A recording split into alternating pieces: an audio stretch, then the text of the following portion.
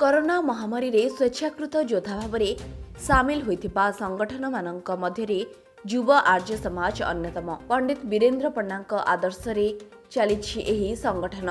तांको निर्देश रे वासुदेवपुर ब्लॉक रे निजको कोरोना योद्धा रे सामिल करिसेंती युव आर्यर सदस्य माने। वासुदेवपुर रे दीपक आर्यଙ୍କ सहित सचिन आर्य और अन्य साथी माने समस्त पंचायत रे सानिटाइज काम जारी रखिथिबा बेले गतकाली सेमाने पूर्वतन नगरपाल अशोक कुमार दास को सहयोग रे पौरपालिका कार्यालय, वासुदेवपुर गोष्ठी स्वास्थ्य केन्द्र, तहसील कार्यालय और थाना इत्यादि समस्त कार्यालय सहित समस्त वार्ड रे सानिटाइज करिथिले।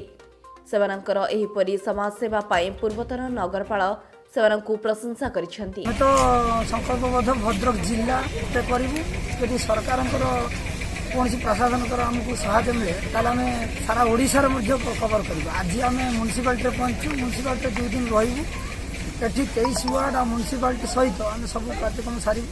आज आमर ये स्थानीय कांग्रेस दल जो विधायक लड़ी अशोक कुमार दास से आज आमको सहयोग करें आम लोक मान सिंहद्र पात्र आचार्य बाबू एवं आर्य समाज भाई मैंने गतकाली मो सहित जोगाजोग थे। आज आसिक से ठीक धार्य टाइम पहुंची। सरकार सब कार्यक्रम तुलेवा संभव नुहे।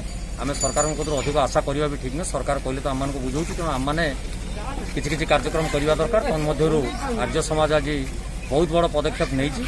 वासुदेवपुर अंचल 36टी पंचायत, वासुदेवपुर ब्लॉक एवं म्युनिसिपालिटी 23 गोटी वार्ड से बदलू एवं एठी जीवाणुमुक्त करने चेष्टा करूँ एवं कोरोना सहित आम समस्ते मिसी लड़ू। वासुदेवपुर मोहन महाकोट का रिपोर्ट एकाम्र मीडिया।